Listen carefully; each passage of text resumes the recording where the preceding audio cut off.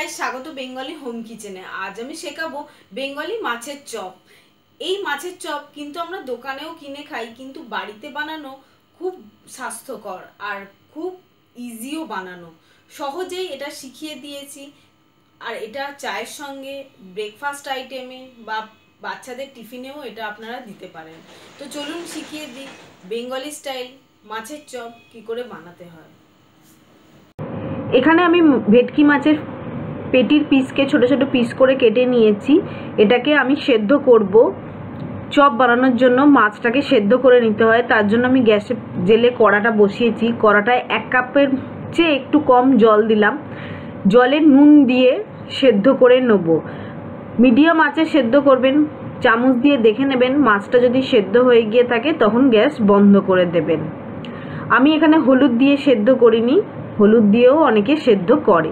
দেখুন মাছটা আমার সেদ্ধ হয়ে গেছে। এবার গ্যাস বন্ধ করে এটাকে ঠান্ডা করলাম। ঠান্ডা করে আমাদের মাছের ছালগুলোকে ছাড়িয়ে নিতে হবে। আর বাদবাকি ইনগ্রিডিয়েন্টসগুলো দেখে নিই চলুন।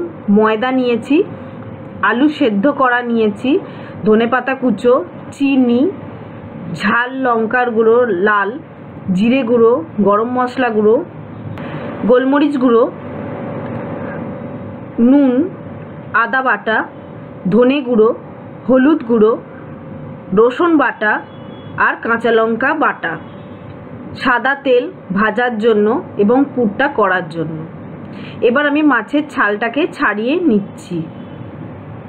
এইভাবে সব মাছের ছালগুলোকে ছাড়িয়ে নিতে হবে। নিয়ে মাছগুলোকে একটুখানি চটকে নেবেন। এবার আমরা গ্যাস জেলে ফ্রাইং প্যানটা বসিয়েছি পুরটা করার জন্য। অল্প তেল দিলাম, দিয়ে পেঁয়াজ কুচিগুলো ভালো করে ছোট ছোট করে পেঁয়াজগুলোকে কুচিয়েছি। কুচনো পেঁয়াজগুলো একটুখানি জাস্ট নাড়াচাড়া করতে হবে, বেশি লাল করে ভাজার দরকার নেই। এবার রসুন বাটা দিচ্ছি, আদা বাটা দিচ্ছি। আদা রসুনের গন্ধটা যাওয়া অবধি আমাদের রান্নাটা করতে হবে। কাঁচা গন্ধটা চলে গেলে তারপর আমরা কাঁচা লঙ্কা বাটাটা দিয়ে দেবো। কাঁচা লঙ্কা বাটাটা কিন্তু আপনারা নিজেদের টেস্ট অনুযায়ী দেবেন। এবার মাছটাকে দেখুন আমি ছালটাকে ছাড়িয়ে ছোট ছোট করে মেখে নিয়েছিলাম। এবার মাছটা দেওয়ার পর আমি আলুটাকে সেদ্ধ আলুটাকে ম্যাশড করে মানে হাতে চেপে চেপে দিলাম। দিয়ে একটুখানি এটাকে নাড়াচাড়া করতে হবে। তারপর বাদবাকি মশলাগুলো দেবো। এটা কিন্তু মিডিয়াম আঁচে করবেন, নাহলে পুড়ে পুড়ে যাবে। এবার ধনে গুঁড়ো, জিরে গুঁড়ো, হলুদ গুঁড়ো, অল্প লাল লঙ্কার গুঁড়ো দিলাম কারণ আমি কাঁচা লঙ্কা বাটা দিয়েছি। নুন দেবো, দিয়ে গরম মশলাটা দিচ্ছি। দিয়ে ভালো করে নাড়াচাড়া করে এটাকে একটু ভাজা ভাজা হওয়া অবধি মিডিয়াম আঁচে আমাদের রান্নাটা করতে হবে। একটুখানি চিনি দিলাম, চিনি দিলে টেস্টটা ভালো হয়। এবার ধনেপাতা কুচিটা দিচ্ছি। যখন হয়ে আসবে তখন কিন্তু ধনেপাতা কুচিটা দিয়ে একটুখানি নেড়ে গ্যাস বন্ধ করে দেব। এবার এটাকে আমাদের ঠান্ডা করতে হবে। দেখুন পুরটা ঠান্ডা হয়ে গেছে। এবার লেবুর রসটা আমি এতে চেপে দিয়ে দেব। আমি কিন্তু ইনগ্রিডিয়েন্টসের ডিটেলস ডেসক্রিপশন বক্সে আমার দেওয়া থাকে, কত কি পরিমাণ নিয়েছি আর কি কি নিয়েছি সেগুলো চেক করে নেবেন। এবার এই কোট করার জন্য আমি টোস্ট বিস্কুটের গুঁড়ো নিয়েছি আর ময়দা, ডিম নিয়েছি একটা। আপনারা যতখানি পরিমাণ করবেন সেই অনুযায়ী ডিম নেবেন। ডিমটাকে নুন আর গোলমরিচ দিয়ে ফেটিয়ে নিচ্ছি। ভালো করে ফেটিয়ে নিতে হবে। আপনারা ব্রেড গ্রামও ইউজ করতে পারেন কোট করার জন্য, বা ক্র্যাশড কর্নফ্লেক্সও ইউজ করতে পারেন। আমি লেবুর রসটা দিয়ে রেখেছিলাম, সেই জন্য পুরটা ভালো করে মাখিয়ে নিলাম। মাখিয়ে নেওয়ার পর এবার পুরটা থেকে যতগুলো গোল গোল করে হবে ততগুলো গোল গোল করে নেব। আগে সমান সাইজের সব গোলগুলো করে নেব।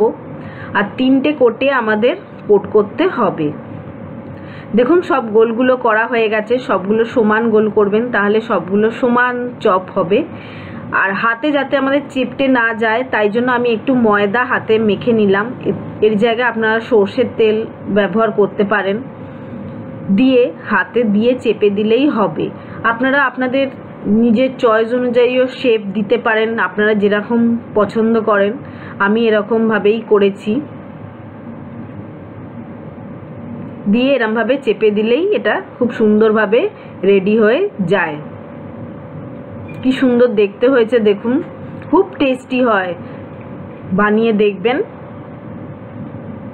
জাস্ট হাতে চেপে দিলেই হয়ে যাবে, আর একটুখানি ধারটা চেপে দেবেন, ব্যাস। দেখুন আমার সবগুলো রেডি হয়ে গেছে। এবার আমি 3টে কোটে কি করে করছি সেটা আমি দেখিয়ে দিচ্ছি। ফার্স্টে আমরা ময়দায় মাখিয়ে নেব যাতে সিকিওর হয়ে যায়, যাতে ভেঙে না যায়। এবার আমরা ডিমটা, যে গোলা ডিমটা, সেটাতে আমরা ডুবিয়ে দেবো। ডিমে ডুবানোর পর আবার আমরা ময়দায় দেবো ডবল কোট করার জন্য। আপনারা চাইলে সেকেন্ড কোট করতেও পারেন, একবার ময়দায় ডুবিয়ে, ডিমে ডুবিয়ে আর বিস্কুটের গুঁড়োতে একবার মাখিয়ে নিলেও হবে। আর আমি এখানে ডবল কোট ময়দায় মাখিয়েছি যাতে একটু চপটা ভালোভাবে মোটা মতো হয়। দেখুন বিস্কুটের গুঁড়ো দিয়ে আমাদের মাখানো হয়ে গেছে, খুব সুন্দর। এটা দিলে, এটা যখন কোট করে ভাজবেন, মুচমুচে কুড়মুড়ে এত সুন্দর খেতে হবে যে দারুণ। আর দেখুন আমার রেডি হয়ে গেছে। এইভাবে আমাদের সবগুলো করে নিতে হবে। আমি আর একটা দেখিয়ে দিচ্ছি কিভাবে করবেন। এটা চায়ের সঙ্গে স্ন্যাক্স হিসেবে বা টিফিনেও যদি বাচ্চাদের করে দেন খুব সুন্দর লাগে। আর এটা যদি এরকমভাবে বানিয়ে আপনারা জিপলক ব্যাগ বা এয়ার কন্টেনার জারে রেখে ঢুকিয়ে ফ্রিজে রেখেও দিতে পারেন, যখন খাবেন তখন গরম গরম ভেজে খালি খেয়ে নিলেই হয়ে যাবে। এইভাবে রেডি করে রেখে দেওয়াও যায়। এরমভাবে ডিমে ডুবিয়ে তারপর বিস্কুটের গুঁড়োতে ডোবালেই হয়ে যাবে।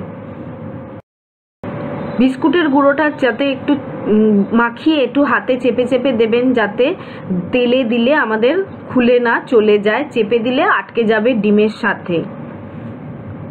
এইভাবে চেপে চেপে দেবেন। দিয়ে দেখুন আমার সবগুলো রেডি হয়ে গেছে। এবার আমি চলুন কি করে ভাজতে হয় শিখিয়ে দিই। সবগুলো দেখুন এক সাইজের হয়েছে। এবার গ্যাস জেলে আমি তেলটা গরম করে নিলাম ফ্রাইং প্যানে, দিয়ে মিডিয়াম আঁচে আমরা এগুলো ভাজবো। যদি হাতে করে দিতে অসুবিধে হয়, যদি হাতে তেল পুড়ে যাওয়ার ভয় থাকে, তাহলে এরকম খুন্তিতে দিয়ে আপনারা দিতে পারেন, তাহলে হাতে আর তেল লাগার চান্স থাকে না। দিয়ে একদিকটা ভাজা হলে আবার উল্টো দিকে ঘুরিয়ে ঘুরিয়ে দেবেন। তবে বিস্কুটের গুঁড়ো দেওয়া আছে তো তাড়াতাড়ি কিন্তু এটা ভাজা হয়ে যায়। মিডিয়াম আঁচে ভাজবেন, না হলে বাইরেটা একদম পুড়ে পুড়ে যাবে, খেতে ভালো হবে না। বেশিক্ষণ সময় লাগে না, 2 থেকে 3 মিনিট লাগে। এটা চায়ের সঙ্গে, কফির সঙ্গে, কোনো ড্রিঙ্কসের সঙ্গে কিন্তু খুব ভালো লাগে, খুব তাড়াতাড়িও হয়ে যায়। অবশ্যই বাড়িতে ট্রাই করবেন, ট্রাই করে আমায় জানাবেন। দেখুন ভাজা আমার হয়ে গেছে। এবার গ্যাস বন্ধ করে আমি একটা ন্যাপকিন পেপার নিয়েছি যাতে এক্সট্রা অয়েলটা ওটায় সোক করে নেয়, নিয়ে এবার তুলে নিচ্ছি। ভীষণ মুচমুচে খেতে হয়। আমি এটা শসা আর পেঁয়াজের সঙ্গে, স্যালাডের সঙ্গে পরিবেশন করেছি। চপ জিনিস একটু স্যালাড না হলে হয় না। আমি এটা এইভাবে ডিশে আর এর সঙ্গে সস, কেচাপ দিয়ে পরিবেশন করেছি। আপনারা চাইলে আমার ধনেপাতা আর টক দইয়ের যে চাটনিটা আছে তার সঙ্গেও কিন্তু পরিবেশন করতে পারেন। দেখুন কেটে দেখাচ্ছি ভেতরটা, কি সুন্দর টেস্টি একদম লুকটা দেখতে হয়েছে। তাড়াতাড়ি ট্রাই করে ফেলুন, ট্রাই করে আমাকে জানাবেন। আমি ধনেপাতা দিয়ে জাস্ট এটা সাজিয়েছি। আপনারাও এইভাবে সাজিয়ে কোনো অতিথি এলে পরিবেশন করতে পারেন। আর আমার ভিডিও যদি ভালো লেগে থাকে তাহলে আমার ভিডিও লাইক করুন, শেয়ার করুন, কমেন্টস করুন, আমার চ্যানেল সাবস্ক্রাইব করুন। আরও ভালো ভালো ভিডিও আসছে।